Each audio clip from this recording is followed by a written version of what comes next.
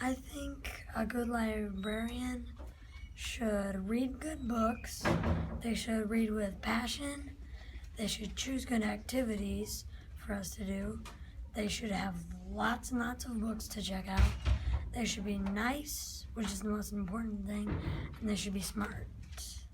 So this is Chris Bone, I'm the Library Media Specialist at Oakland Elementary.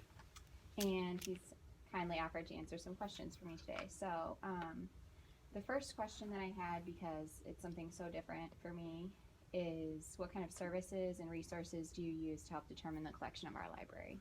So there's a lot of different things you can use, and there are great periodicals that we're fortunate enough to be able to get a subscription to. Okay. They include the School Library Journal, which is a great one. But the nice thing is a lot of those are online now, and they have some wonderful reviews. They tend to be starred reviews.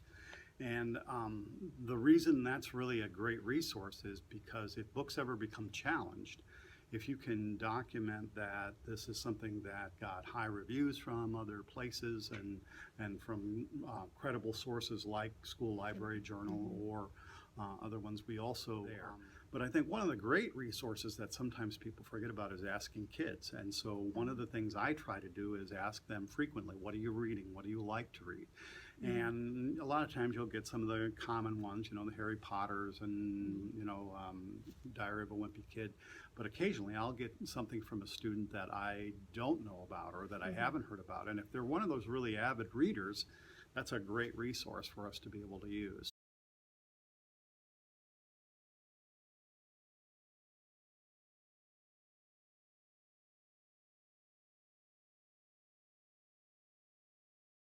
So the other thing that I think is really important to do is that our collection, not only should it include things like the fiction and that type of thing, but we also have the responsibility of supporting the curriculum. So asking teachers, what do you need in the way of resources, or if there is ever anything that you think we need books on or other things that we need materials on, let me know, and we'll order that. And I've done that for a number of different areas. Or even, teachers won't always necessarily come to you, but if you know their curriculum, if you get to know them and know what they're teaching, you can then say, hey, you know what, I know you teach a unit on roller coasters. Hey, here's a brand new book or series on roller coasters, or here's one that's on other things. So Yeah, you're very good at that. About getting us what we need. So longitudinally, like kindergarten through fifth, and try to nurture those things. Is that how you look at it? Right, exactly. And I think one of the things that I provide teachers early on is sort of a tentative plan for the year.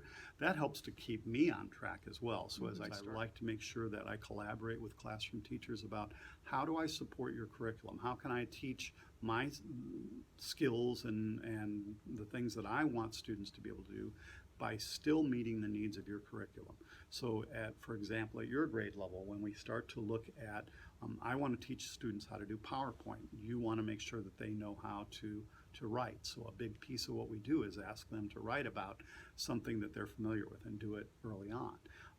We do the same thing when they're doing writing about geometry and writing about their 3D designs for the 3D printers. So kind of looking at that and not really asking the teacher to come up with that, but instead we come up with it and say, what do you think about this idea?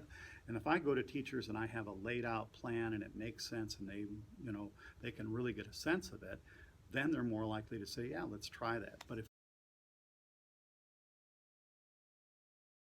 I know that you're like on trend, ahead of the trends, especially with like digital story studio that you do for enrichment, 3D printer, all of that stuff. How do you stay ahead of the trends? Like, how do you know what's the next big thing? Well, you don't always. And I think, but the key thing you have to do is surround yourself and avail yourself to people that you know are the movers and shakers in what you do, right? And so part of that I do through the people that I work with in the Movable Feast, which is that technology training that we do every summer. But part of it is also talking to other librarians and being able to connect with other librarians, reading some of those periodicals and looking to see.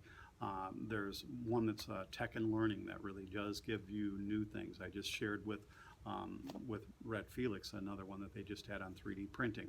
But trying to avail yourself to some of those opportunities. And I think once you do that, then it seems like more opportunities come your way. So other people, and I think the biggest thing that's a challenge is sometimes saying, okay, this is the next big thing, but do we need to do it? I mean, I mean, you've mentored me so much through your time here, and just really appreciate that. So, do you see yourself as a leader? What ways do you see yourself as a leader? How do you try to? yeah, I think you have to be. I think the library media specialist has to be someone in the building that people feel comfortable to come to and throw out ideas, somebody that they really feel like, this is someone who's approachable, that they are very open, that you enjoy going in and working with them. That if you're someone that the minute somebody walks in the door, you're smiling and you're welcoming to them, that's the first step. And I think then beyond that, just throwing out ideas to people. And I immediately said, my desk has to be outside. My desk has to be at the circulation area. And so my workstation is really there. And the reason for that is so that when people come into the library, they don't have to, kind of like go back and knock on the door to get somebody to come out and help them. That instead, all they have to look over, and I can kind of monitor who comes into the library. And I can't tell you how much collaboration occurs when people are just walking into the library and say, hey, what do you think about this idea? Or let's try this idea. Or this is coming up, let's try that. I think those are important pieces that you have to do. I think the other thing you need to do as a leader is you have to be a part of curriculum committees. You have to be a part of other committees that are occurring in your district to make sure that you have your thumb on the pulse. I think true leadership occurs when you are when you welcome people in and you are more inclusive than exclusive, and you work toward a consensus, sort of an idea that you may not always get everything you want, but you're going to get at least part of what you want, and then you build on it.